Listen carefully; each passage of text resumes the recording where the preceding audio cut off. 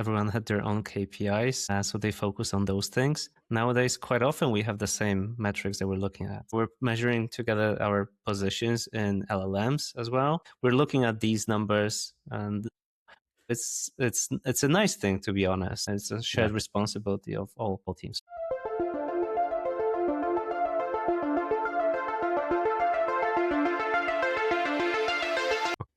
Today, we are diving into the past, present, and the future of SEO, AI, and content marketing.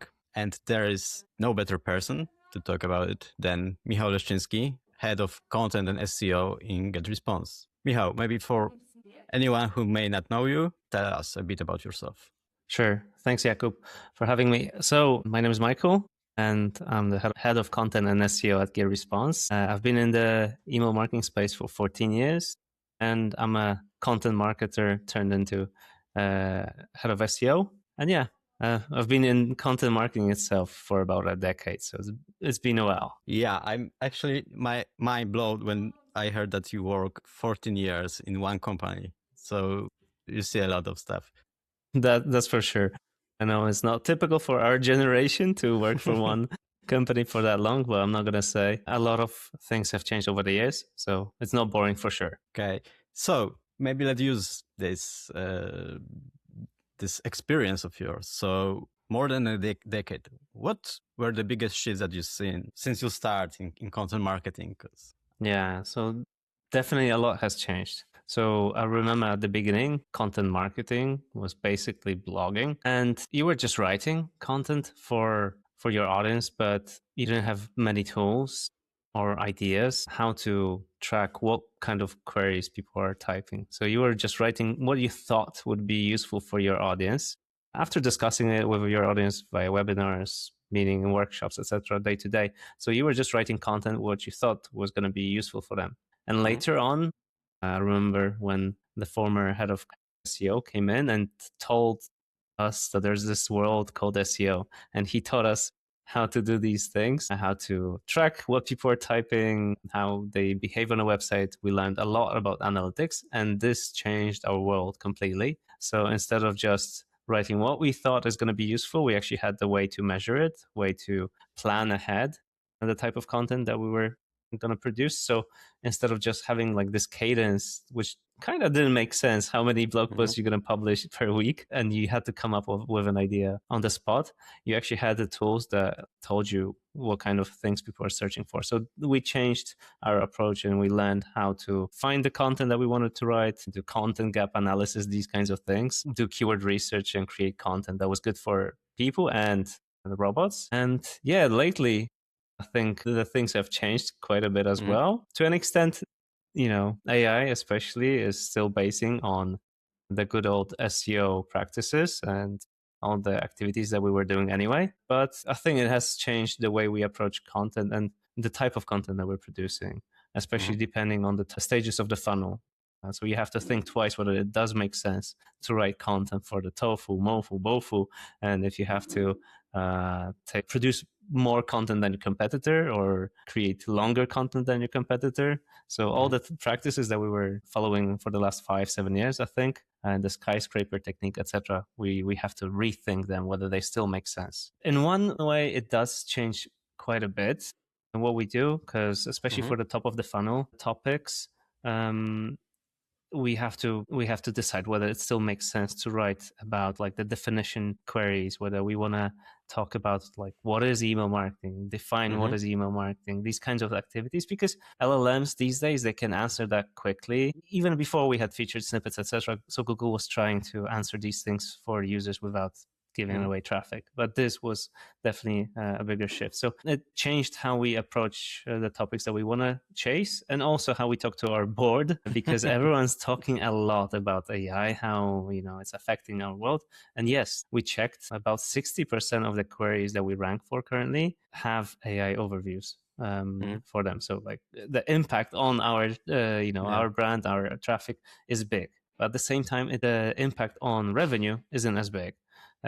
So the immediate, at least, because of course I still believe that you want to educate your audience, you want people to interact with your brand, and eventually when they're ready to buy, they'll remember you Now I think this part is more difficult because the discovery part of your brand is kind of taken away from your website and it's happening outside of your website. So I think the off-page SEO activities play slightly more role than they did, at least for the past few years. Yeah, I wonder about topical authority because you need to prove that you know what you're doing and that you are the company that AI should trust. So you still probably need some of this content around topics that maybe AI will answer for you, but still you need to have some background. You need to show that we know what's email marketing is. We are the experts here. So how to prove it, in this days, if actually AI will answer all those questions for you.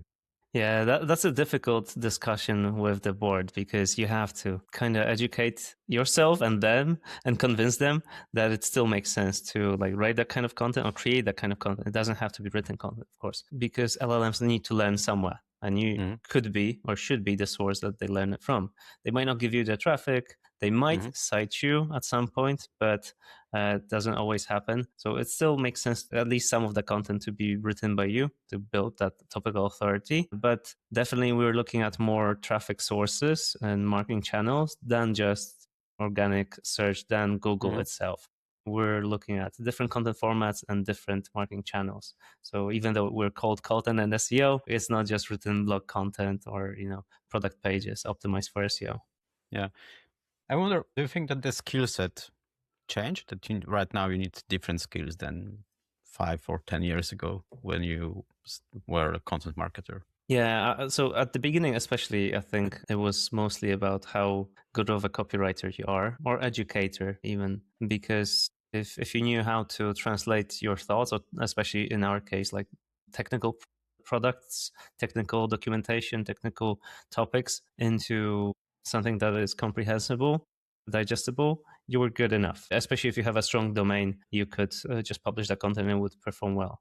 Then later on, you had to become more analytical and creating content, especially considering the search engines, the robots. So the writing itself was important, but not as much. You had to have a pair of people, usually someone that creates the SEO brief and the content writer that's going to implement the changes. And nowadays, now I think it's kind of similar. So you have to have like both those skills. Bit of the burden is taken away because you know that you're going to get less traffic than you did in the past.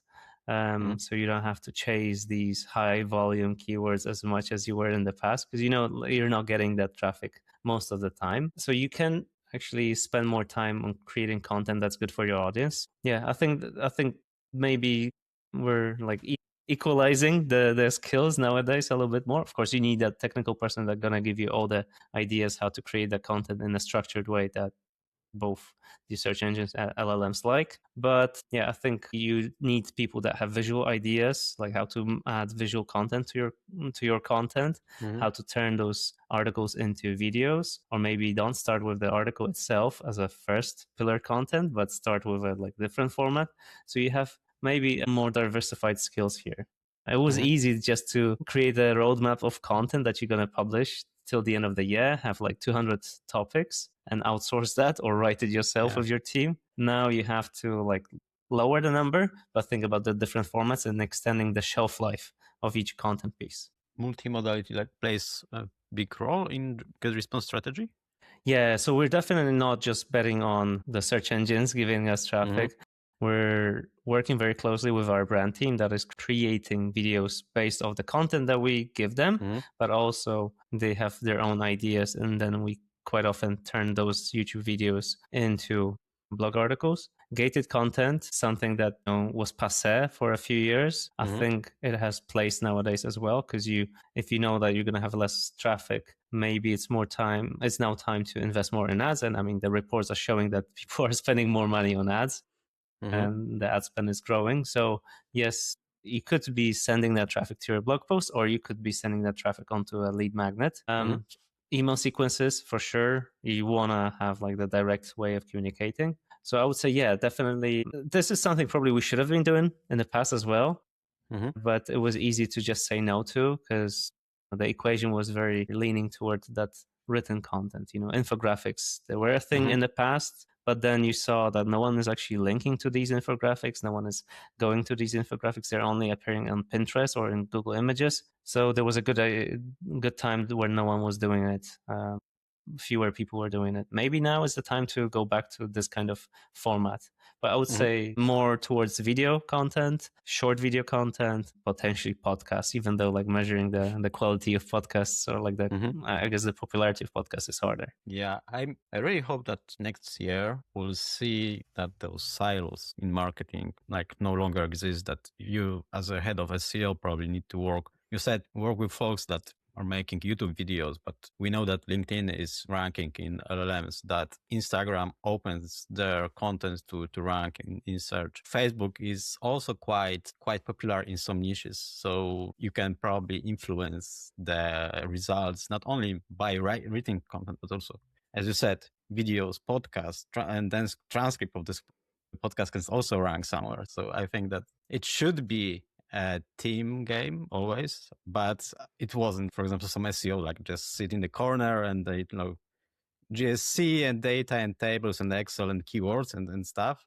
But now those type of people will probably will not find a place in organization, because they need to work with others and they need to think that someone from the social media team will impact the SEO, and can they help them? Can maybe suggest to maybe use this keyword, use this phrase, like here's an example that is ranking. We used to try to do it, but it wasn't like always the case, and I think right now it's a must. Yeah, I agree. I think it was harder in the past. Everyone had their own KPIs, so they focus on those things. Nowadays, quite often we have the same metrics that we're looking at. So, like, for example, the brand impressions is something that we share with a brand team, even though it's like driven partly by SEO, partly by social, partly by like everything else. So we have these things that we're measuring together. We're measuring together our positions in LLMs as well, and how often people are mentioning that they came in to us from Reddit, Quora, or like directly from AI tools, from ChatGPT, etc. So like we're looking at these numbers and together. So this isn't something that we were doing before, right? We didn't have to do it now. Now it's a nice thing, to be honest, because now you can actually list all the places where your brand is mentioned and work together to make sure that you appear well on directories, on marketplaces, on review sites, on Quora, Reddit, etc., everywhere that people talk about it. And it's not a responsibility of a single team; it's a shared responsibility of all teams. So that's good. That's good for the teams. I know it's hard to figure it out. I think it's also good for the users in the end. Okay, I just want to ask you, I want to jump into an AI, especially 3 years ago, ChatGPT became available for wide audience. What was your first reaction there? Yeah, I have to admit, I remember when I first heard about it, we were in the office.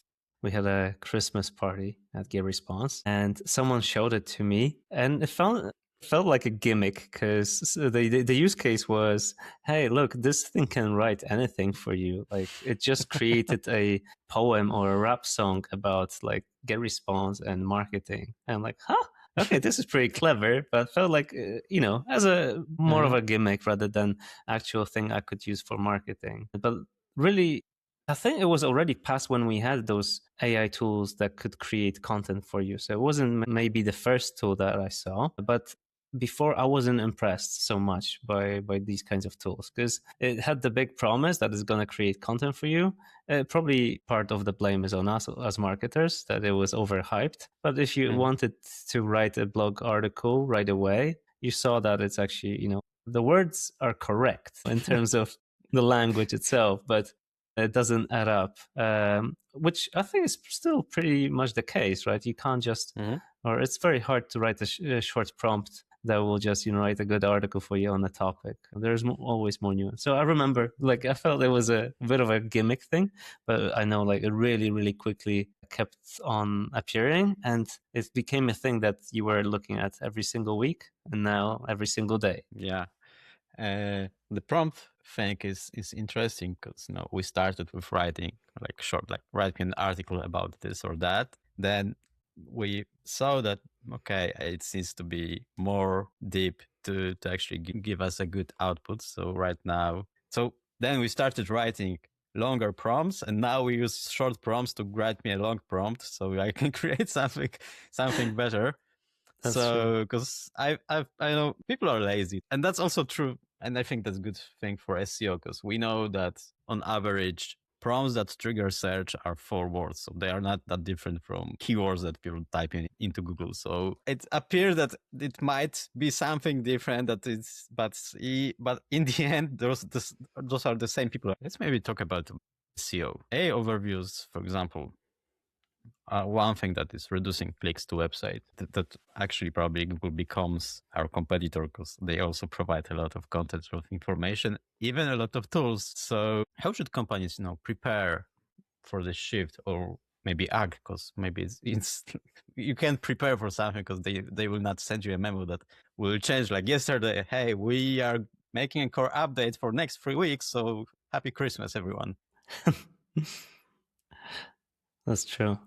Yeah, so I think a lot of comes down to education within the company, to tell them, like, especially when it comes to traffic, if it was your goal to acquire traffic, just you have to get them on board that you're likely gonna lose a lot of traffic, especially from the top of the funnel content, because Google's not going to send away the traffic to you. And it's not just AI overviews, it's ChatGPT as well. Like, it has learned a lot by analyzing different web pages. It doesn't need to relearn what email marketing is, or like some other definition. It's already there. That knowledge is out there. So education to that you're going to lose some traffic. But then the next thing, I think, especially for us, was important. Okay, what can we do to measure where we are at right now, to estimate the situation?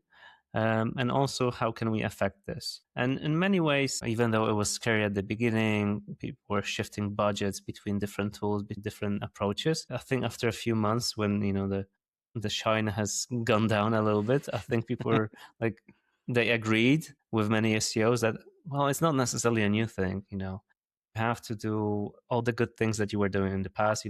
For example, create authored content with like EEAT. You have to be trustworthy. You have to have a fast page. You have to have other people citing you, etc. So you're looking at that and like, well, that sounds actually, like all the things that we were doing. Slightly less, Reddit and Quora, for example, or those kinds of sites. Like, we weren't active there in the past. We're more active now. So that part is definitely harder, and it would make sense to get your company's budget to investigate like what people are talking about, and if you can appear in those places. So as long as this is going to be cited and Google is going to, or ChatGPT are going to be considering these as trustworthy sources, I think it makes sense to be active there. Besides that, I think everything else seems to be very similar. I mean, the different content formats, that's already, you were supposed to do that. So I would say it just changed the perspective for us for a little bit, but not a lot has really changed. At least that's my experience. So you still have to build links. You still have to run digital PR campaigns. One thing that I'm considering might be more difficult is that quite often the most cited websites are the most popular websites already. So if you have a strong brand, then you're going to appear in LLMs, which does make sense. But in the past, I think it was easier to create a lot of good top of the funnel content and appear in the top positions, even if you didn't have that strong domain, the strong brand. I think now this is going to be harder. That's why publishers got hit, affiliates got hit as well. Like, if you didn't have a strong reputation, it's just harder to appear there. So in that respect, I think the game is harder, because you have to have the budget to actually build that brand. You have to have a budget to have happy customers talking about you on social media. So maybe in that respect, you have to invest more money in activities that you weren't doing as much, because you don't have to necessarily. And that's a struggle, because measuring the brand's impact and brand activity's impact is hard, because people want immediate results, and that's something that you're doing now. The links, etc., the brand motion, all of it is going to have impact in the future. Yeah, although I remember back from my marketing days, not even SEO, there was this graph showing that every campaign, every brand campaign impacts the revenue, and there was this graph that was constantly going up, and we see that there's this uplift always X days or weeks after the campaign, that there is an impact and you can measure it. It's hard period, because it's never easy, but it's not something that you can measure in Google Analytics. The sentiment we can in some way, right, measure like how people are talking about us, but we know that it's also not that great. And so I ordered those researchers, so that companies were calling people and, hey, what do you think about this brand? And it costs a lot of money, and it's easy when you work on the one market. But if you're a global company, it's impossible. Maybe if you're like some tech giant, then okay, you can maybe order something like that. But for others, probably not. So we have some proxy, like for example, when we measure the LLM visibility, we also measure the sentiment and other stuff. But so that should give us an image, but it's very hard. But at the same time, this is how LLMs work. The more you appear in documents on websites and other places where LLM is getting their knowledge, so there's this probably, I imagine, like there's this map. Okay, there's a lot about GetResponse and email marketing. Maybe if someone is asking about email marketing, I should know. I should show them, and we can see that the strongest brands like appear most. Yeah, and you can see that even big brands are like changing the way they approach their budgets. You can see in the reports that they're spending much more money on ads. They're spending much more money on influencers. So they're trying to appear in different places to build a brand, because there is a shift for sure. So we should have been doing that as well in the past. Now it's just you have more reason to do it. Exactly. No, and I always like smile a bit and cry also when I read on LinkedIn that SEO is not GEO, because you need to do, I know, like PR campaigns or think about brands, but you should always do it. And SEO is part of some marketing team, and someone in this marketing team should think about all of this that is happening. And it's not that right now it's all SEO responsibility. No, like it should be a teamwork right now, and we should work closely together. And what you say, that's right. You see that even in GetResponse, that you are working closely. Exactly. It's not that right now, me as an SEO, I should go and buy some campaign in, for example, in television that impact on my brand because I want people to talk more about my brand. No, there is some brand marketing team, brand manager or whatever. Let's do it because that will help you and that will help me as well. Yeah, that's true. That's true. I mean, everyone should be working together. We're learning this as we go. Been doing this for 14 years here, but salespeople talk to customers directly, and they learn what things are working for your brand, what aren't working. You know the exact words they're using, so you could put that on your booth if you're at a trade show. You could put it on your marketing pages, you could put it in your articles, etc. Talk about it in webinars. So you're using the same wording and you are talking about the topics that people care about. It shouldn't be isolated. You can't just out SEO, a smaller brand. You can't just focus on ads if you don't have anything else going on. You have to have a good product. So it all goes together. Yeah, exactly. And right now, I think many people like opening their eyes at, okay, yeah, actually what we know that we should do it. Right now is the time we need to do it. Okay. I wanted to ask you about importance of SEO, but I think we already discussed that. So I have another question that popped to my mind now. Do you think SEO will be dead ever? Like, no. Because we, at least this year, I think like at least 20 times SEO was already dead, and like in previous years as well. So, I wonder what's your thoughts around that. Yeah, I mean, maybe at a time when the internet, the cloud, the AI, will know everything about everyone, and you won't need to have a website at all. You just a checkout page and a login page. Maybe then, it wouldn't make sense to have a SEO team. But until then, I don't think so. I don't think it will be dead. And as you said, we're talking about search engine, but you have answer engines. And if you're producing content for YouTube, it's not just about flashy thumbnails. It is about finding the right topics that you can cover there, because people are searching information on these places as well, whether it's TikTok, whether it's YouTube, whether it's Google. These are all search engines.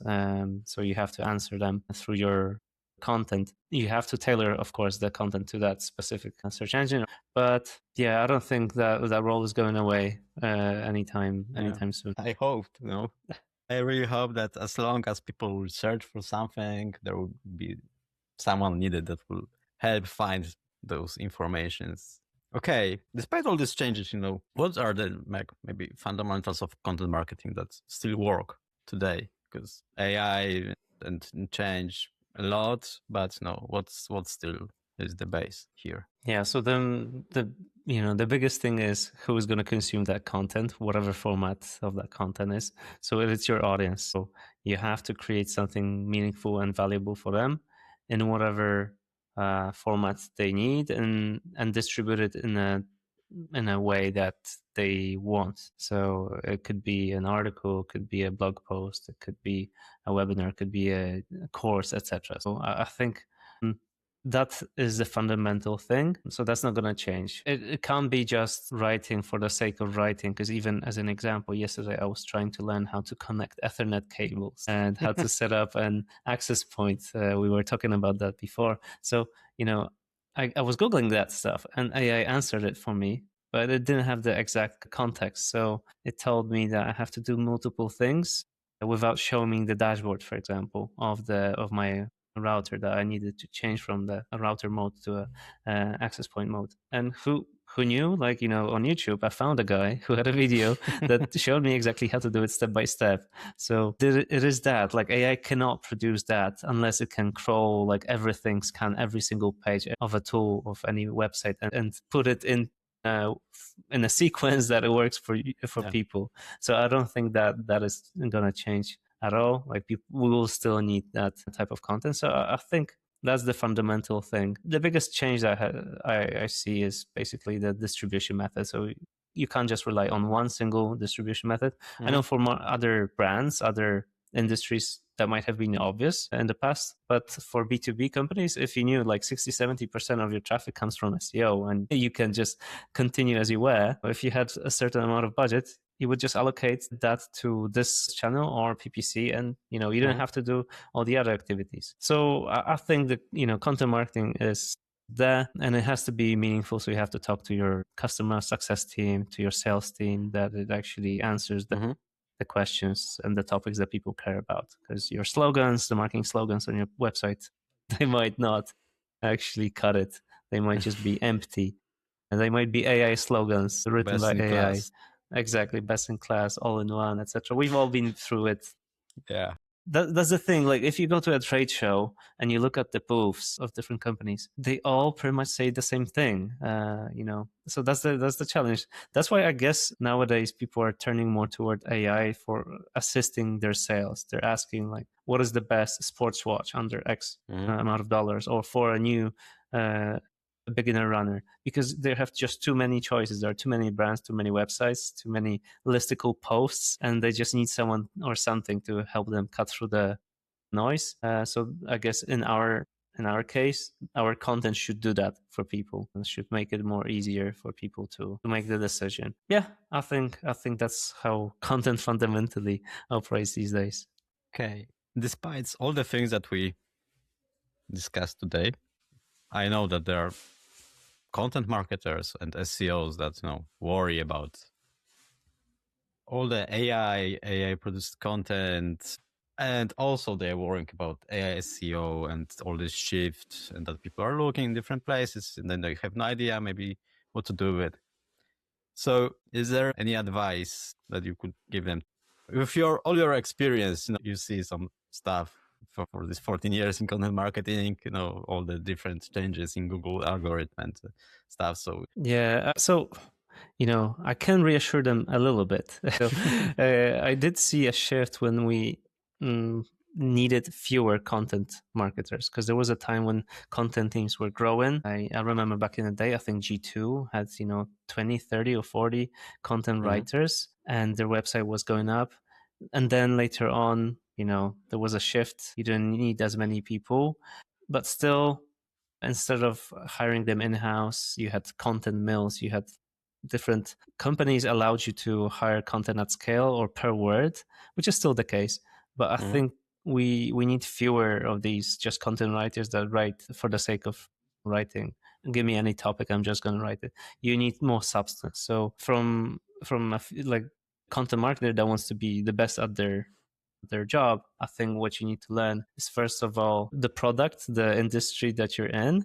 You have to be an expert. Also think about the format itself. It can't be just written format anymore. So I know this is a struggle for me, at least, to come up with the visual aspects of your content. Creating a video script and recording that video, you need different skills to make that content more dynamic, because you're competing with TikTok, with everything else that is really quick and quickly answering people's questions or just entertaining them. So in that respect, if I were to go into content marketing these days, I would probably bet more on video and producing high quality videos than just writing itself, because that became a thing that was easily imitated. And it was imitated by copywriters in the past, but now it's imitated by AI. Any tool can write content for you. Great tools like Surfer can optimize it for you right away for SEO as well and for AI.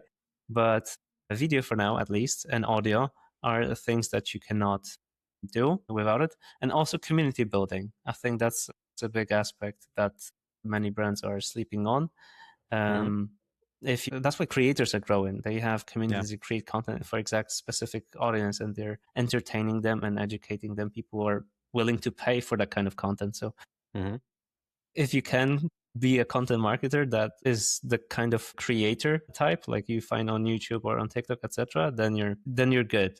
Brands are going to be chasing you, trying to hire you, trying to get you to create content for them.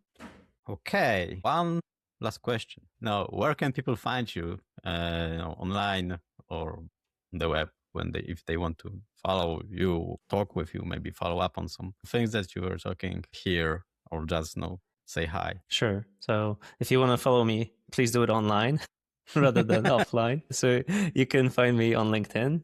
Just type in my name and surname. Super easy, Michał Leszczyński, with a lot of consonants as you have in Poland. And the same, I have a personal website, just a pretty much empty website, michalleszczyński.pl, but that's where I'm mostly at. You can also check out our blog on getresponse.com/blog and our YouTube channel. I'm quite often here and there, whether it's through videos, through webinars or articles. I'm appearing there. So feel free to come by and say hi there. Multimodal head of content and SEO. Okay, thank you. Thank you very much. Thanks, Jakub. It was a pleasure. Bye, everyone.